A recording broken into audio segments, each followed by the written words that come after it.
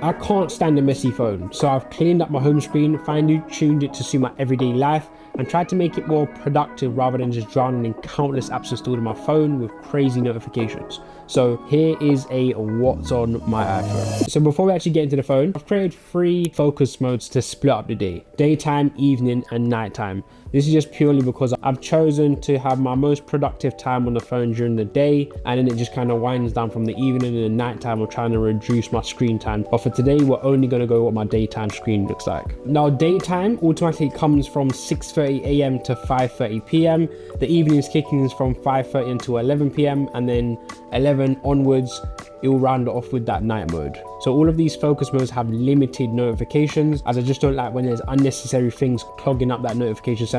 Having 3 modes essentially helps me prioritize my day when it comes to focusing on work, reducing my screen time, and in the evening winding down and kind of disconnect from my devices. I have the action button set to the camera, so it acts like a point shooter for me. Whenever I need to capture something fast, I can just press that, the camera will open up directly, and I can just easily switch over to video.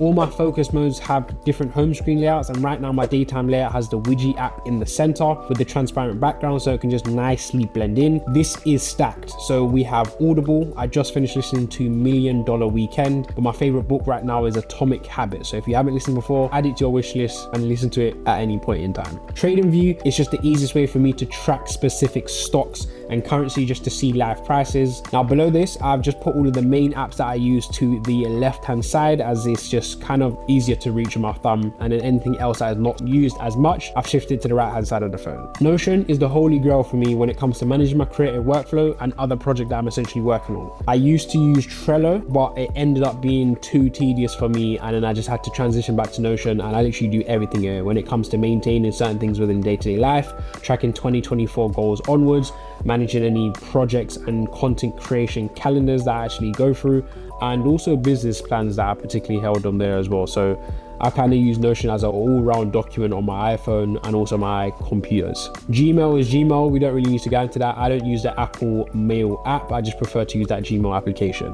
Discord, I'm probably on this every day. I just set up a new Discord server called Crushing Content. I'm looking to build a community of people at all levels when it comes to creating content, just to help each other, share ideas, editing tips, etc, etc. As I know sometimes it can be a very isolated journey. You can just hit a creative rut and not know what you're actually doing, and even start questioning your whole particular existence when it comes to creating content. We've all essentially been there. So feel free to jump in, share your creative ideas, be helpful where you can. The camera app, as I said before, this is basically my point shooter. Here is the settings that I have my camera on. The video is set to 4K 20 frames per second. Apple ProRes is turned on, so when it comes to video I shoot in log, and when it comes to photographic styles I just leave it on standard, because anytime I take a photo I just transition it into Lightroom anyway, so I don't need to add anything onto there. Spotify comes in handy when I go for a jog. I had to create a specific playlist called Speaker Knockers. Only certain songs reach that playlist that I need to listen to with my AirPod Maxes, and I'm currently listening to My First Million podcast in Spotify, sometimes on YouTube as well. Now Duolingo, I'm on a 56-day streak right now learning Italian.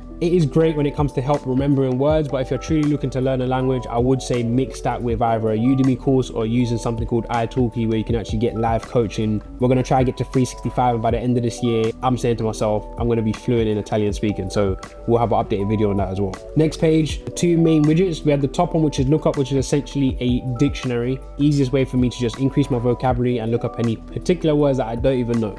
The day of the word today is exactness, which is the quality of being correct. So the next is a stacked widget. I use the Notion calendar to keep track of my upcoming events. I have it to display the upcoming weeks beside of it, just so I know how long some weeks are. And I have my Google calendars connected, so everything is in sync, and I don't need to use multiple applications for it. Just easily connected with the tools. The design is very clean, easy to use, and this is kind of my first choice opposed to using the most popular fantastical calendar application. Now I was going to use that, but after Notion released this recently, I thought I might as well just keep everything in-house, and it just made much more sense to use that. Next within this is the minimal application.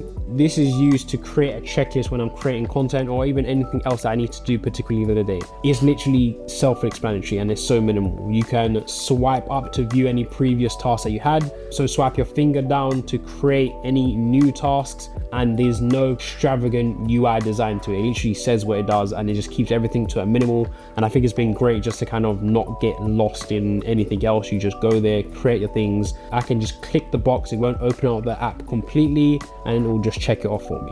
We have YouTube, Maps. I'm not going to go through all of these, but the main few of the applications, we have the YouTube Studio, Capcut, Lightroom, and particularly the Blackmagic Cam, and those are only few that I will go through. YouTube Studio is a great way just for me to view comments on the videos and just keep up to date with how my videos are particularly doing, the retention, the audience, where they're from, etc., and so on and so forth. So this is a thing that I kind of look at for most of the days, especially when I'm posting content, just to see my growth and where to essentially improve on and provide more value to you guys. Next is Capcut. This app is probably the best to come out to date for iPhones and even now on computers if you haven't had it already. They're constantly innovating and they have features that if you try and do it on Premiere Pro, it's going to take you a lot more time. But when you want to use Capcut, you can just easily mask out a particular image or even person and then do whichever extravagant editing that you want to do to these videos. So Capcut is I would highly recommend, if you're not using that, use it on your computer or even on the go on your iPhone. I'm logged in on both the Capcut on my desktop and my phone, so I can just sync between the two as well.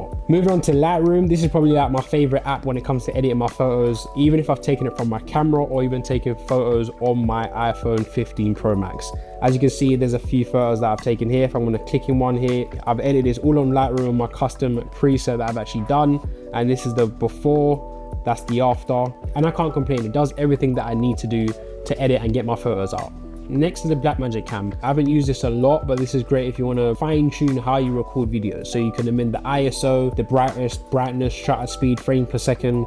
This is basically like having a manual camera on your iPhone. Going on to the final page, at the top we have the one widget called Liftin. This is just easier for me to track any workouts and give me workouts ahead of me going to the gym. I'm aiming to do push-pull sessions, so as you can see, the next workout that I will do is a push workout doing bench press, dumbbell, shoulder press, and I can edit this all, so it'll give me the weights that I'll push, the amount of sets, and also reps. So this is one of the newest apps that I've downloaded, but it's just an easier way for me to see what is upcoming in my next gym session.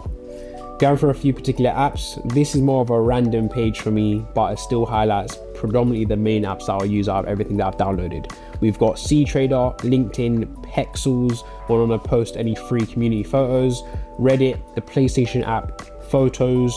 Strava is great when I'm on my jogs and just to track my runs and also see how other joggers are doing and what routes there are. Teleprompter is great when you want to record videos as such on your iPhone, or even if I want to use my iPhone as a teleprompter itself, I can just attach it to the top of the camera and I'll be able to read my script as it comes down. Threads, not really too much of a fan of that. So we have the journal app, which is somewhat self-explanatory if you just want to journal any upcoming memories. If you have taken any photos on your phone, it will actually suggest if you actually want to speak about that and write on this particular app of just generally how you're feeling or any thoughts that essentially come across your mind. We have the Gumroad app, Facebook Business Suite, so if you want to schedule any videos that go onto Facebook and maintain the analytics of that is a great thing to use. Buffer is also a scheduling application, but I can actually connect Instagram, Twitter, Facebook, and I think there's more accounts that essentially allows you to connect. The only downside with Buffer is if you're going to post to TikTok or even Instagram, you can't add or find sounds on this particular app. You're going to have to find a sound within the app, screen record it, and then edit that whatever you're posting with the sound already on the video. So I would say that's kind of been like a downside for me, where I haven't used Buffer as much as I would have liked to, but hopefully they can implement that in the future. The last thing, we have Canva and Adobe Express, but I want to touch on Adobe Express more so right now. Adobe Express just allows me to, even if I want to amend the thumbnail that I've created and also sync it with my PC, that's why I like to use Adobe Express more than anything else. It still acts like a Canva as such. I could do everything on my phone, edit the text. I have got a paid subscription, so anything here that I've actually used, will actually transition over for me from the cloud. When I want to remove a background from a particular image, that's probably like the easiest way for me to do it. Now, last thing is the Brave browser. I don't use Google Chrome, Mozilla, Internet Explorer, whatever it may be. I barely use Safari. Brave is kind of like my go-to browser when it comes to surfing the internet, as it automatically blocks any advertisements, any cookies, anything that I don't generally want to see when I'm surfing the internet. And it's got a built-in VPN as well, so you don't need to download any extensions or whatnot. You can't get a built-in VPN on your phone, as you have to pay for it, but that is available on your computer free of charge anyway. So if you're in the market for a new browser, take a look at Brave, and yeah, I don't think you'll be disappointed. So that is what's on my iPhone. It might not change as yet, but if it does change, I'll due to update this in terms of how I've actually got my setup, if it's more productive than it is, or if I may reduce some focus modes if I feel like it works out better for me. If you've got any apps that you'd like to suggest, let me know. Thank you for watching, and I'll see you in the next video.